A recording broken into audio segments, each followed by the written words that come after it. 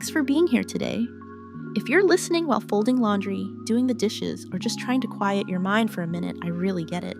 There were afternoons I'd stand in my living room, look around, and think, why does it feel like this again? I just cleaned yesterday. It wasn't that I was lazy, and it wasn't that the house was too small. It was that I was keeping too many things that had quietly stopped serving any purpose. And in the background of daily life, they added up to a constant low hum of stress. Today I want to share 10 items I used to cling to in my living room and how letting them go made my home feel lighter almost immediately. I didn't get rid of everything overnight. I started small with the things that quietly drained my energy. And if you've been feeling like your home is running you instead of the other way around, this might be the exact place to start. The first item might sound silly, but letting go of it made my space feel more peaceful right away. See if you've got one too.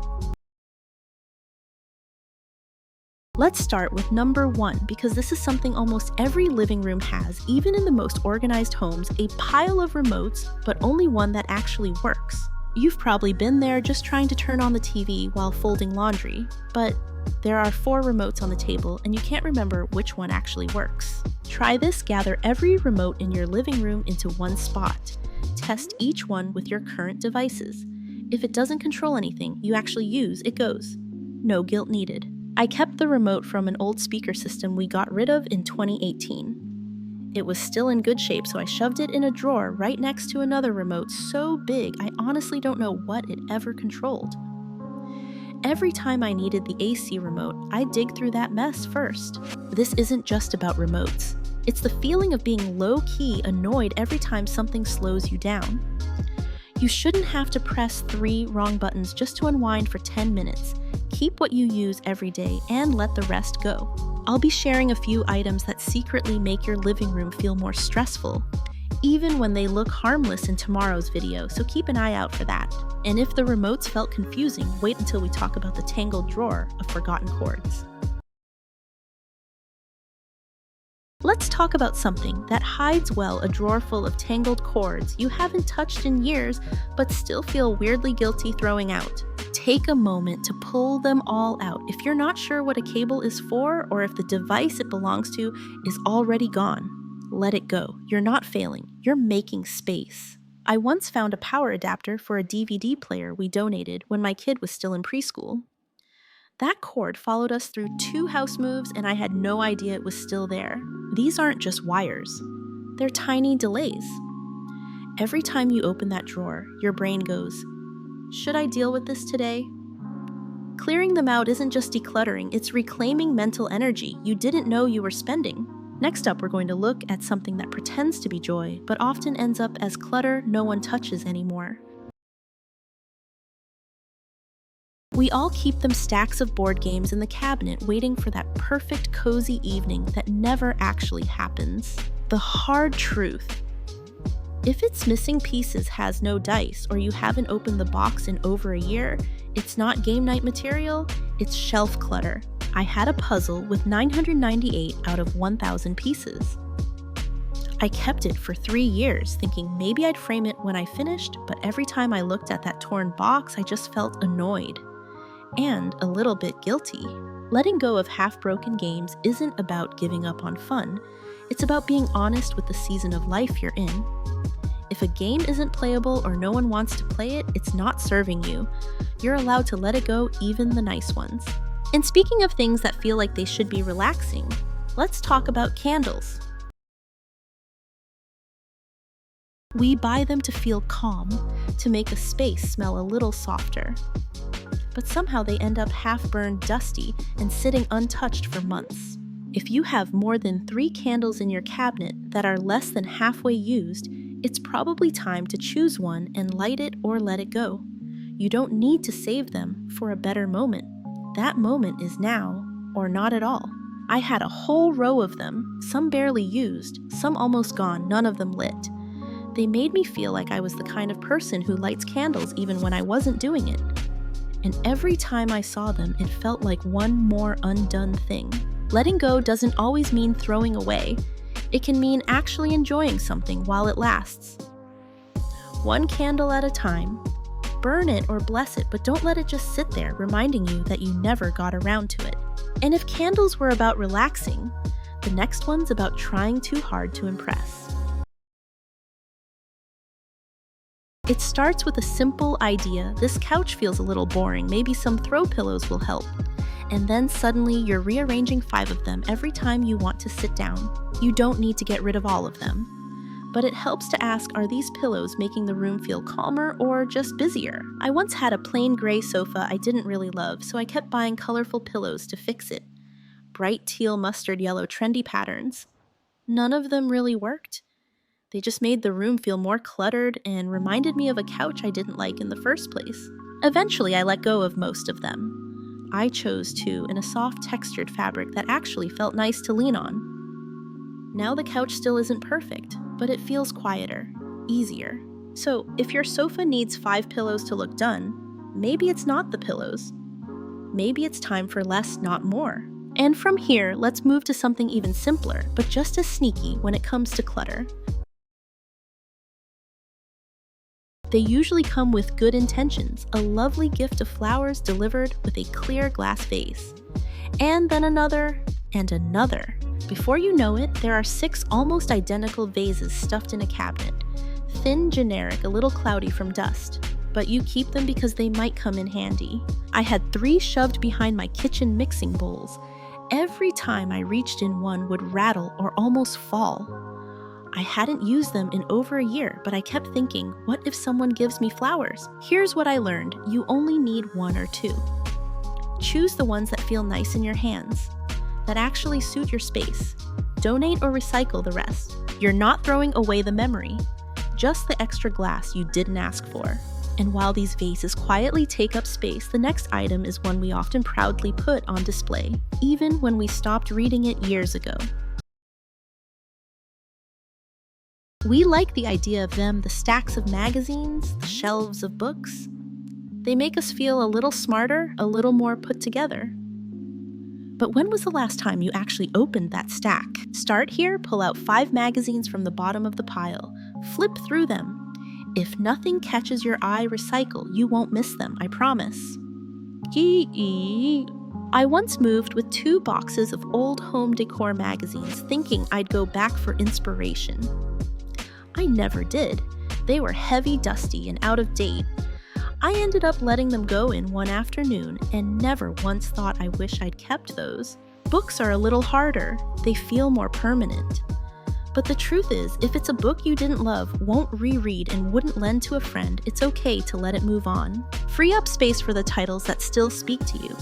Or maybe even for nothing at all. And next, let's talk about something small, sentimental, and quietly piling up more than you realize. They were sweet at the time.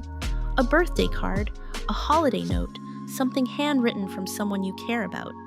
And so you set it on a shelf, then another, and before long, they're everywhere, months or even years later. The hard part isn't letting go of paper.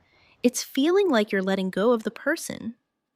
But here's the truth. The message already did what it was meant to do. You felt it. You smiled. You don't need to keep the clutter to keep the connection. I had a drawer full of cards, most with the same 5 words, happy birthday, love mom, I loved her, I still do. But I didn't need 10 versions of the same message sitting there making me feel guilty every time I opened the drawer. Now I keep one, my favorite. The rest I let them go. And I felt lighter, not less loved. And sometimes, the most beautiful clutter is the one that feels stylish.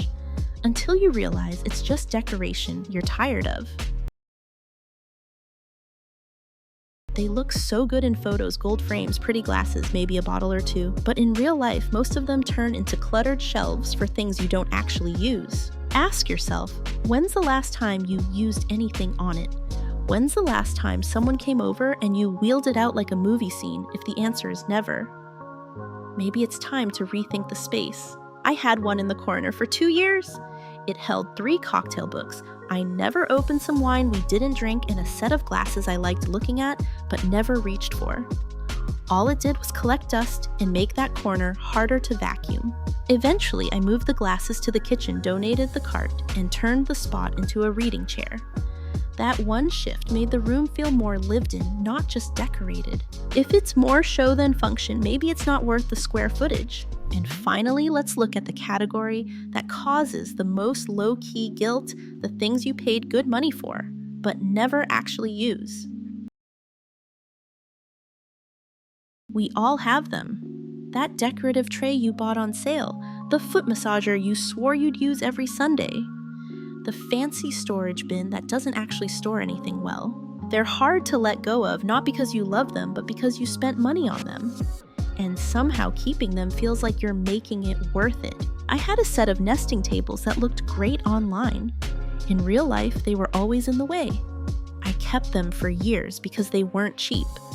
But every time I cleaned around them, I resented them a little more. Letting them go wasn't wasteful. Keeping them was. Decluttering isn't about forgetting what you spent. It's about reclaiming the space and peace you still can. And once you make peace with that, the rest gets easier. One small decision at a time. They start out cozy, a soft throw for the couch, an extra one for guests, maybe a seasonal one for when it gets colder. But somehow they multiply, and suddenly every chair has a blanket draped over it, every basket is overflowing. You don't need to get rid of all of them, but take a look. Which ones do you reach for when you're cold, or just want comfort? Keep those. Let the rest go. I had a faux fur throw that looked beautiful in photos but felt scratchy against my skin.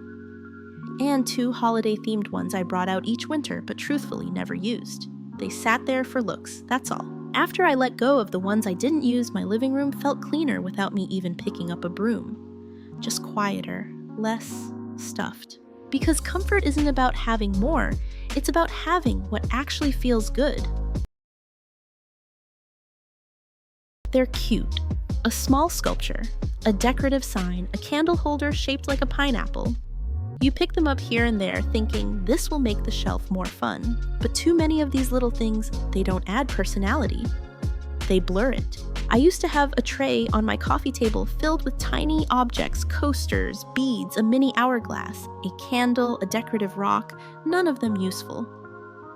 Together they made the table look cluttered even when it was styled. Eventually I kept 2 things I genuinely liked touching and seeing. The rest went. Now that surface breathes. Every object asks for a little bit of attention. You don't need a dozen things doing that at once. A few quiet pieces speak louder. You bought them to feel more organized, maybe a few woven baskets, some cute boxes, a storage ottoman. They looked like solutions. But if you open them and feel overwhelmed by what's inside, they're not helping. They're just hiding the stress in prettier containers. I had 3 storage bins under the TV. One had tangled cords, one had old paperwork, and the last was basically a mix of stuff I didn't want to deal with. It felt organized, but really, it was just delay dressed up as order. Eventually, I cleared them out. I kept one, gave it a clear purpose, and let the rest go. That corner of the room, it finally made sense. Storage only works when it supports how you live. If it's hiding clutter instead of containing it, it might be time to clear it out. At some point, you thought you'd get into it painting, knitting, journaling, scrapbooking. You bought the supplies, maybe even tried once or twice. But life moved on, and the tools stayed behind. They now sit in a bin or drawer, quietly reminding you of something you meant to do but never did. And every time you see them, it feels like a small failure. I had a box of watercolor supplies tucked behind the sofa. Beautiful paints, brushes, fancy paper. I hadn't touched them in 4 years. But every time I thought about letting them go, I heard that voice.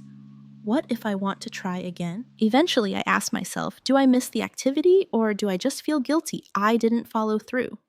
The answer was guilt, so I donated them to a local art program, and just like that, relief. You're allowed to outgrow a hobby. Letting go of the stuff doesn't mean you're giving up, it means you're making space for what really fits now. You know the ones live, laugh, love, home sweet home, little wooden signs that were meant to be warm reminders, but over time just fade into background noise. They're not harmful. They're not ugly, but are they still speaking to you, or are they just filling space? I had one by the entryway that said, "Bless this mess." At first I thought it was charming, but every time I walked by it, something felt off, like I was laughing at the exact thing I was actually tired of dealing with. Eventually I took it down. I didn't replace it with anything. And suddenly that spot felt calm, empty in a good way. You don't have to decorate every wall to make your home feel full. Let your space breathe a little. Sometimes the silence says more.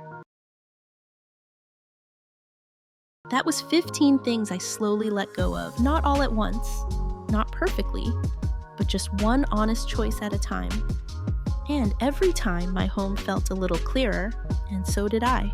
If your living room has felt heavy lately, you're not doing anything wrong.